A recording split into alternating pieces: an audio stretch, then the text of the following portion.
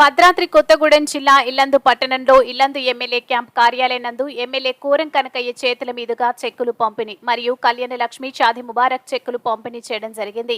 ఈ కార్యక్రమాన్ని ఉద్దేశించి ఎమ్మెల్యే కోరం కనకయ్య మాట్లాడారు. ఈ కార్యక్రమంలో పాల్గొన్నవారు municipal chairman Dammalapati Venkateswararao, vice chairman Johnny Pasha, నాయకులు దొడ్డ డానియల్, మడుగు సాంబమూర్తి, మండల రాము, ఎదరపల్లి అనసూయ, ఆర్ఎం కిరణ్, జాఫర్, సైదులు, పలువురు కౌన్సిలర్లు, నాయకులు తదితరులు పాల్గొన్నారు.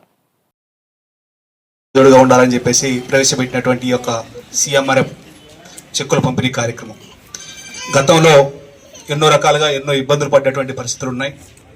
దాన్ని పురస్కరించుకొని రాష్ట్ర ముఖ్యమంత్రి వాళ్ళు రేవంత్ రెడ్డి గారు ఆన్లైన్ సిస్టాన్ని కూడా రూపొందించడం జరిగింది.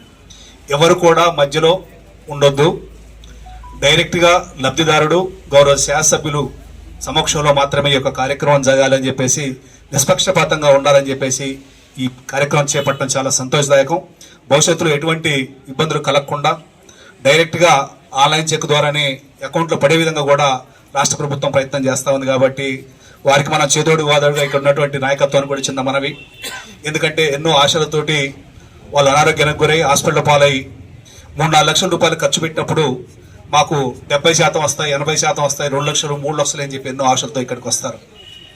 దాదాపు అందరూ కూడా, ఎందుకంటే కొన్ని సాధ్యం కానటువంటివి కూడా ఉంటాయి. 3 లక్షల రూపాయలు ఖర్చు పెట్టినప్పుడు 30,000, 40,000 రూపాయలు కూడా సందర్భాన్ని బట్టి చెక్కులు వస్తాడు. మనం పంపించినటువంటి రిసిప్ట్లు ఏవైతుంటాయో ఇక్కడ మధ్యవర్తుల పని ఏముండదు. ఎక్కడ కూడా గౌరవ శాసనసభ్యులు సంతకం చేసి డైరెక్ట్గా సీఎం గారి దగ్గర సబ్మిట్ చేసిన తర్వాత అక్కడి నుంచి మాత్రం వస్తాయి. కాబట్టి ఎవరం కూడా మధ్యవర్తుల్ని ఆశ్రయించవద్దు. ఎవరైతే ముఖ్య నాయకులు ఉన్నారో, మన పార్టీ నాయకులు ఎవరైతే ఉన్నారో వాళ్ళ ద్వారా గౌరవ శాసనసభ దగ్గర తీసుకొచ్చినట్లయితే వాటిని పంపించేసి 100% కాకపోయినా కనీసం 60-70% అమౌంట్ వచ్చే విధంగా ఎమ్మెల్యే గారు ప్రయత్నం చేస్తారని చెప్పి తెలియజేస్తూ, మీరందరూ కూడా వచ్చినటువంటి ఇప్పుడు ఆల్రెడీ సీజన్ తోటి చాలా మంది ఇబ్బంది పడుతూ ఉన్నాం. మీరందరూ కూడా జాగ్రత్తలు తీసుకొని ఎవరం కూడా హాస్పిటల్ పాలు కాకుండా ఉండే విధంగా రాష్ట్ర ప్రభుత్వం కూడా ఈ వర్షాకాలంలో ముందస్తు చర్యలు తీసుకుంటూ గ్రామీణ స్థాయి నుంచి పట్టణ స్థాయి వరకు శానిటైజ్ వ్యవస్థను కూడా ఎప్పటికప్పుడు అప్రమత్తం చేస్తూ ముందుకెళ్తా ఉన్నాం. దయచేసి మనందరం కూడా జాగ్రత్తలు వహించి అనారోగ్యం పాలు కాకుండా ముందుకు పోవాలని చెప్పేసి కోరుకుంటూ, నాకు ఈ అవకాశం కల్పించినటువంటి గౌరవ పెద్దలందరికీ, మనందరికీ తెలిసి ఈ మధ్య సుమారు 10 రోజుల నుంచి జరిగేటువంటి వర్షాలతో అన్ని ప్రాంతాలు కూడా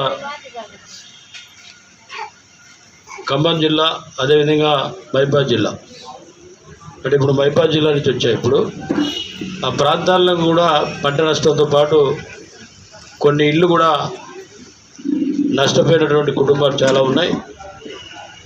వాటి కోసం ఈ మధ్య కాలంలో మన ప్రీతం నాయకులు రేవంత్ రెడ్డి గారు, గౌరవ ముఖ్యమంత్రి గారు ఖమ్మం జిల్లా వచ్చి ఖమ్మం జిల్లా ఉన్నటువంటి పాలేరు, మదిర, ఖమ్మం పట్టణం ఉన్నటువంటి